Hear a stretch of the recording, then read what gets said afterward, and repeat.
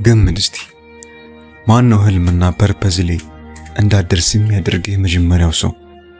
ማን ነው ያንን ነገር እንዳትጀምር የሚያደርግ? ማን ነው ዲስሞቲቬት የሚያደርግ የሚያነቃቅ? ይህን ጥያቄ እስቲ ለራስህ መልስልኝ። ማን ነው አንተን እያስቆመ ያለው ነገር? ማን ነው አንተን የያዘክ? ያ ነገር የመጀመሪያው ሰው አንተ ነህ። እየሰማኸኝ ነው አይደለ? አንተ ነህ። ቤተሰቦች አይደሉም፣ ጓደኞች አይደሉም፣ ፍቅረኛ አይደለችም፣ ምቀኞች አይደሉም፣ ጠላቶች አይደሉም። አንተን የሚያስቆመው ዋነኛው ሰው አንተ ነህ።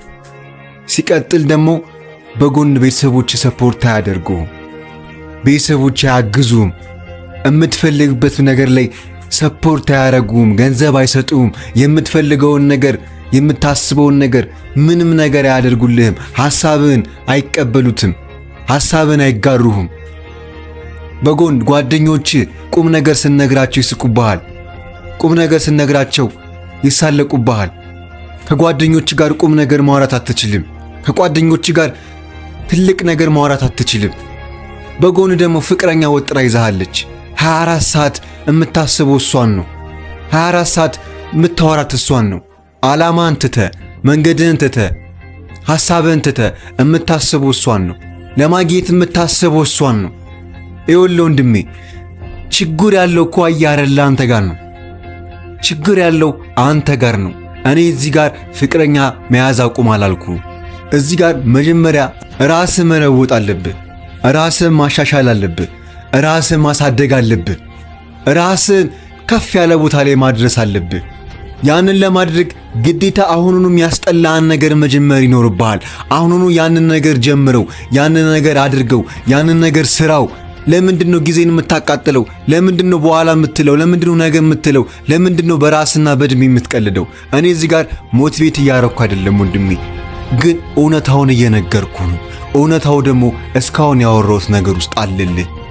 ያንን ነገር ከፈለግከው፣ ያንን ነገር ማሳካት ከፈለግ፣ ፍቅረኛ እንዲኖር ከፈለግ፣ አሪፍን የሳካት ዳር እንዲኖር ከፈለግ፣ ያንን ነገር ጀምረው። አንተን የሚያስቆመው ሰው ማለት ነው ወንድሜ አንተ ብቻ ነህ። በቃ አንተ ነህ። ማንም በመንገድ አልገባም ወንድሜ። ማንም አንተን ሊያስቆም አይችልም። ለምንድነው በእድሜ የምትቀልደው ወንድሜ? ለምንድነው ያንን ነገር የማትጀምረው? ለምን?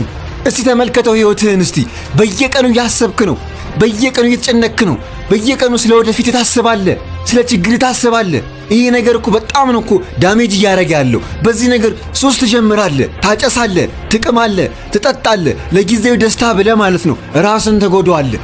ያንን ጭንቀት ለመርሳት ብለህ፣ ያንን ችግር ለመርሳት ብለህ ራስን መጥፎ ነገር ውስጥ ትከተዋለህ። ለዛ እኮ ነው ያንን ነገር ጀምረው እምልህ። ጀምረው በቃ ወንድሜ ጀምረው። ማንም ሰፖርት አያረግህም። ማንም ያንን ነገር እንድትጀምሩ አይነግርህም።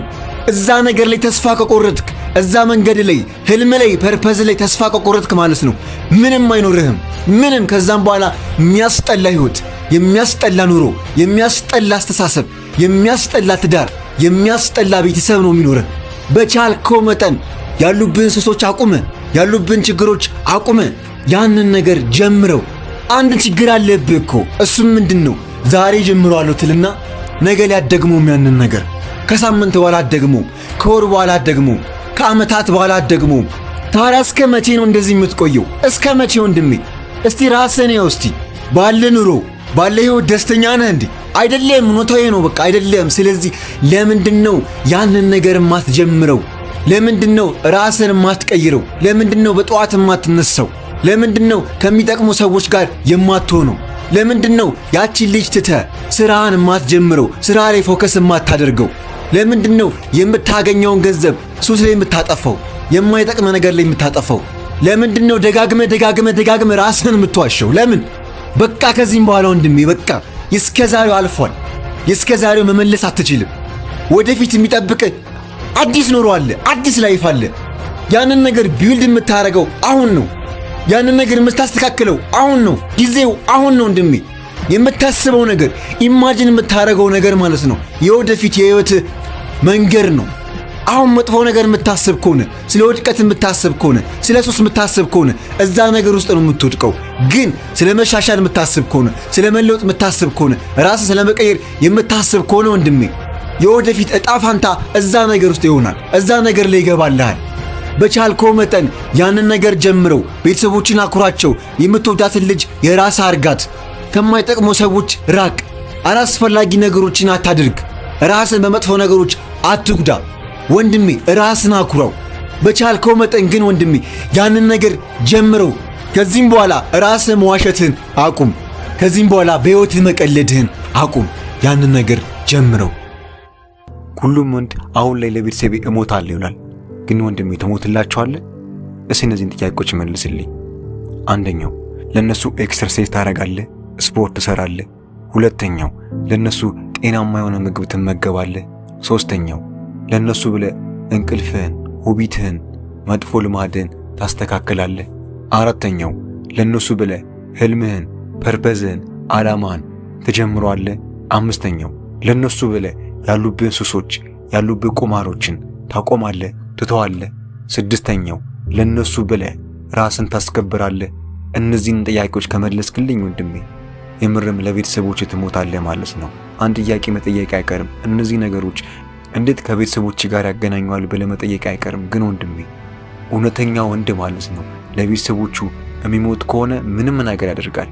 ምንም። ይህን ነገር አስታውስልኝ። የዓለም ምርጥ አትሌት ለመሆን 3 ነገሮች ያስፈልጋሉ።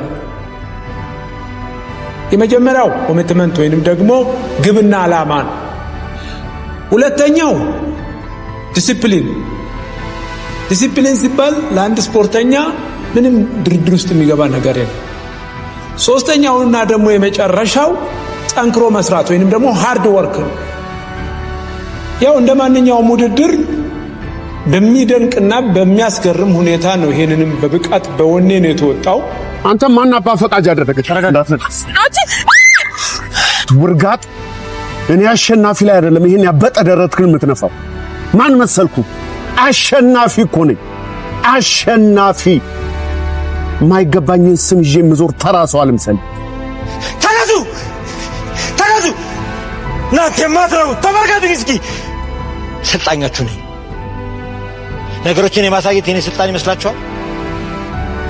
ይሄን አንጸባራቂና ምርጥ ፕሮፌሽናል አትሌት የማሰልጠንም ሆነ የመምረጥ የኔ ኃላፊነት። ጀግናውን ብቻ ነው የምወስደው፣ ፈሪውን አልወስድም። ስለዚህ ማን ነው የሚታገለው? ለመታገል ዝግጁ ናችሁ? ለመታገል ዝግጁ ናችሁ? ኦሎምፒክ ጌም ትፈልጋላችሁ? ኦሎምፒክ ጌም ልትሄዱ ነው። ሮጣችሁ አሸንፋችሁ ያቺን የተከበረች ሜዳሊያ ተሸልማችሁ አንስታችሁ መሳም ከሆነ ተነሱ። የሚኖራችሁ ጊዜ የራሳችሁ ቢሆን በአግባቡ ተጠቀሙ። ወገኔ እጅጌን ሰብስበህ ፀሐይ እጅህን ስንት